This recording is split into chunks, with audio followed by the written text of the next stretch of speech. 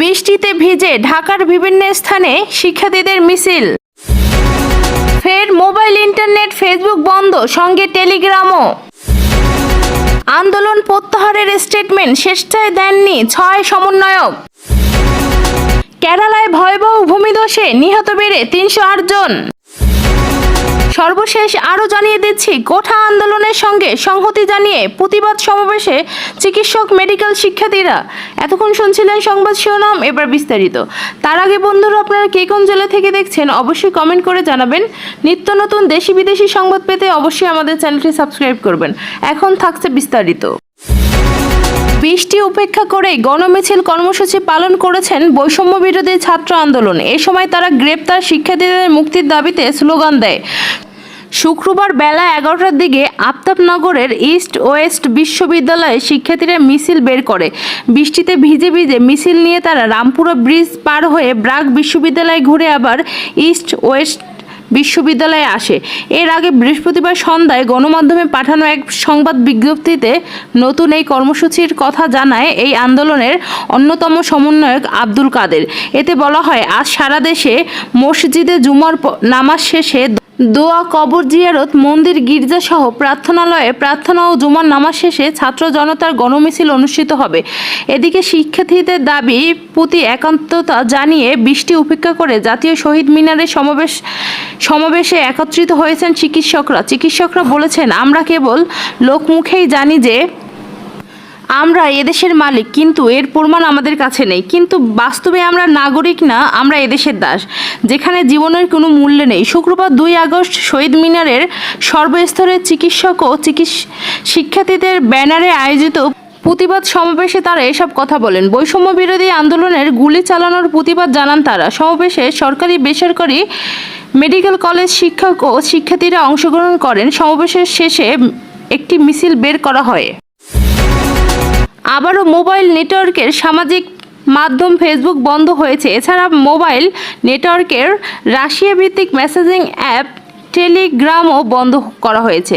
কোটা সংস্কার আন্দোলনকে কেন্দ্র করে সহিংসতা শুরু হলে গত 17 জুলাই রাত থেকে 3 জুলাই দুপুর পর্যন্ত মেটার platform Facebook, Messenger, WhatsApp, Instagram বন্ধ ছিল। গত 31 জুলাই বেলা 2টার পর থেকে তা চালু হয়। সংশ্লিষ্ট সূত্রে জানা যায়, শুক্রবার 2 আগস্ট দুপুর 12টার পর মোবাইল নেটওয়ার্কের মেটার প্ল্যাটফর্মগুলোর ক্যাশ বন্ধ করা হয়। পাশাপাশি এই নেটওয়ার্কের টেলিগ্রামও বন্ধ করা হয়। সংশ্লিষ্টরা বলেন, বৃহস্পতিবার 1 আগস্ট রাত থেকে দেশের ইন্টারনেট গতি স্বাভাবিক হচ্ছিল। দেশের মোবাইল ইন্টারনেট ব্যবহারকারী 12 কোটির বেশি। ফেসবুক মোবাইল ডাটা বন্ধ থাকলেও আবার ভিপিএনের ব্যবহার বাড়ে এবং তা ইন্টারনেটের গতির উপর প্রভাব ফেলবে। গত 17 জুলাই রাত থেকে মোবাইল ইন্টারনেট এবং 18 জুলাই রাতে ব্রডব্যান্ড ইন্টারনেট বন্ধ হয়ে যায়। 5 দিন পর 23 জুলাই ব্রডব্যান্ড ইন্টারনেট সংযোগ সীমিত পরিসরে এবং 10 দিন পর 28 জুলাই মোবাইল ইন্টারনেট চালু হয়েছে, কিন্তু বন্ধ ছিল মেটার প্ল্যাটফর্ম ফেসবুক, মেসেঞ্জার, হোয়াটসঅ্যাপ ও ইনস্টাগ্রাম। এছাড়া টিকটকও বন্ধ রাখা হয়। অন্যদিকে ব্রডব্যান্ড সংযোগে ইউটিউব চালু থাকলেও মোবাইলের ডেটা তা বন্ধ ছিল। ডাক, টেলিযোগাযোগ ও তথ্য প্রযুক্তি প্রতিমন্ত্রী জোনায়েদ আহমেদ বলো, কোঠা সংস্কার আন্দোলনকে ঘিরে সহিংসতা ছড়িয়ে পড়ায় ফেসবুকের ভূমিকার কথা বলেছিলেন। ঘটনায় ব্যাখ্যা চেয়ে এসব প্ল্যাটফর্মগুলোর কাছে চিঠি দিয়েছেন তিনি। গত 31 জুলাই ফেসবুকের সঙ্গে অনলাইনে বৈঠক করেন, ইউটিউবের ইমেলের ব্যাখ্যা দেন এবং টিকটকের প্রতিনিধি সেদিন হাজির হয়ে ব্যাখ্যা দেন। আন্দোলনের মধ্যে সরকার ফেসবুক, টিকটক, ইউটিউবের কাছে কন্টেন্ট সরানোর অনুরোধ করছিল। বৃহস্পতিবার প্রতিমন্ত্রী জানায়, 16 থেকে 18 জুলাই পর্যন্ত ফেসবুক সরকারের অনুরোধের বিপরীতে 13% এবং 25 থেকে 27 জুলাই পর্যন্ত 7%-র বেশি আদেও সরিয়েছে। ইউটিউব 17 থেকে 26 জুলাই পর্যন্ত সরাসরি প্রায় 21%, টিকটক সরিয়েছে প্রায় 68%। বৈষম্য বিরোধী ছাত্র আন্দোলনের কর্মসূচি প্রত্যাহারের ঘোষণা স্বেচ্ছায় না দেওয়ার কথা জানিয়েছেন বিবৃতিতে 6 সমন্বয়ক।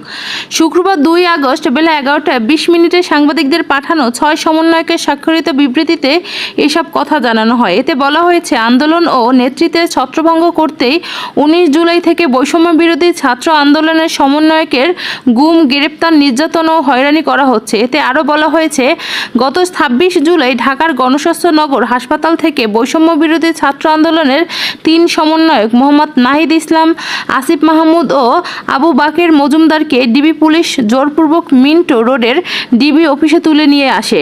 মোহাম্মদ নাহিদ ইসলাম ও আসিফ মাহমুদ হাসপাতালে চিকিৎসা অবস্থায় ছিল।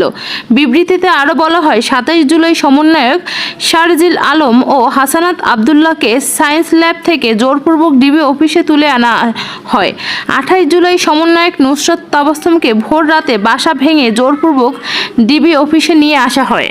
মূলত ছাত্র আন্দোলন ও নেতৃত্বকে ছত্রভঙ্গ করতেই 19 জুলাই থেকে বৈষম্য বিরোধী ছাত্র আন্দোলনের সমন্বয়কদের গুম, গ্রেপ্তার, নির্যাতন ও হয়রানি করা হচ্ছে। এসব ধারাবাহিকতায় নিরাপত্তার নামে 6 সমন্বয়ককে 7 দিন ধরে ডিবির হেফাজত জোরপূর্বক আটকে রাখা হয়।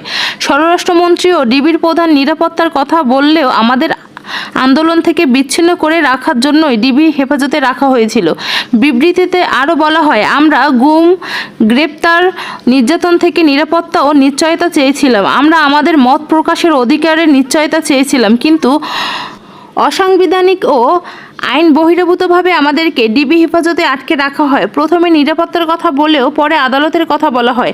আদালতের আদেশ ছাড়া নাকি আমাদের ছেড়ে দেওয়া হবে না। 6 সমন্বয়ক বলেন, যারা নিরস্ত্র ছাত্র নাগরিককে গুলি করে হত্যা করে তাদের হেফাজতের কেউ নিরাপদে থাকতে পারে না। সরকারের কাছে আমরা এই প্রশাসনের নিরাপত্তা চাই না। আমরা আমাদের ভাই বোনের খুনের বিচার চাই। আন্দোলনের প্রত্যাহারের বিষয়ে তারা বলেন, আন্দোলন প্রত্যাহার করে ডিবি অফিস থেকে প্রচারিত হয় সমন্বয়কদের ভিডিওর স্টেটমেন্টটি আমরা স্বেচ্ছায় দেইনি। বৈষম্য বিরোধী ছাত্র আন্দোলনের কোনো সিদ্ধান্ত ডিবি অফিস থেকে আসতে পারে না। সারা দেশের সকল সমন্বয়ক ও আন্দোলনকারী শিক্ষার্থীদের অংশগ্রহণ ব্যতীত কোনো সিদ্ধান্ত চূড়ান্ত বলে গৃহীত হবে না। ডিবি অফিসে আমাদের জোর করে খাবার টেবিলে বসিয়ে ভিডিও করা হয়। আমাদের ছেড়ে দেওয়ার আশ্বাস দিয়ে পরিবারকে ডেকে 13 ঘন্টা বসিয়ে রাখা হয় এবং মিডিয়ার মিথ্যে স্টেটমেন্ট দেওয়া হয়। আমাদের শিক্ষকরা দেখা করতে দেওয়া হয়নি। বিবৃতিতে আরও বলা হয়, অন্যায়ভাবে সমন্বয়কদের আটক, সারা দেশের শিক্ষার্থীদের গ্রেপ্তার ও নির্যাতনের প্রতিবাদে গত 30 জুলাই রাত থেকে সমন্বয়ক নাহিদ ইসলাম, আসিফ মাহমুদ ও আবু বাকের ডিবি অফিসে আটকে রাখা এবং অনশন কর্মসূচির সূচনা করেন।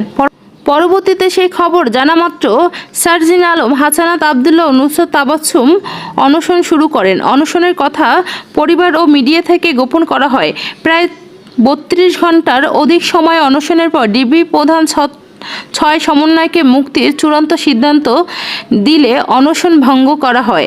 আমাদেরকে 1 আগস্ট দুপুরে 1:30টায় পরিবারের জিম্মায় দেওয়া হয়। গত 7 দিন ডিবি অফিসে আমাদের ও আমাদের পরিবারের সঙ্গে নানা হয়রানি, নির্যাতন ও নাটক মঞ্চস্থ করা হয়েছে। আমরা এর তীব্র নিন্দা ও প্রতিবাদ জানাচ্ছি। 6 সমন্বয়ক আরও বলেন, স্বরাষ্ট্রমন্ত্রীর নির্দেশেই আমাদের অন্যায়ভাবে আটকে রাখা হয়। সরকার আইনশৃঙ্খলা বাহিনীকে ছাত্র নাগরিক মুখোমুখি দাঁড় করিয়ে দেয়। সরকার এখনও শিক্ষার্থীদের উপর দমননীতি অব্যাহত রেখেছে এবং সারা দেশে আন্দোলনরত শিক্ষার্থীদের গ্রেপ্তার ও নির্যাতন করছে এবং শান্তিপূর্ণ কর্মসূচিতে বাধা প্রদান করছে। ছাত্র নাগরিক হত্যার বিচার ও আটককৃত নিরাপদ ব্যক্তিদের মুক্তির দাবিতে বৈষম্য বিরোধী ছাত্র আন্দোলনের কর্মসূচি অব্যাহত থাকবে। সারা দেশে ছাত্র আন্দোলন এবং নাগরিকদের প্রতি আহ্বান থাকবে, সরকারের মিথ্যা গোপনাগান্ডা ও দমনপীড়নের তোয়াক্কা না করে রাজপথে নেমে আসুন। শহীদদের রক্তের বৃথা যেতে দেব না। বৈষম্য বিরোধী ছাত্র আন্দোলনের 6 সমন্বয়ক ডিবি হেফাজতে নেওয়ার পর গত বৃহস্পতিবার তাদের ছেড়ে দেওয়া হয়। এরপর তারা শুক্রবার একটি বিবৃতি দিয়েছে। বিবৃতিতে পাঠানো 6 সমন্বয়ক হলেন মোহাম্মদ নাহিদ ইসলাম, শারজিল আলম, হাসানাত আবদুল্লাহ, আসিফ মাহমুদ, নুসরাত তাবাসসুম ও আবু বাকের মজুমদার।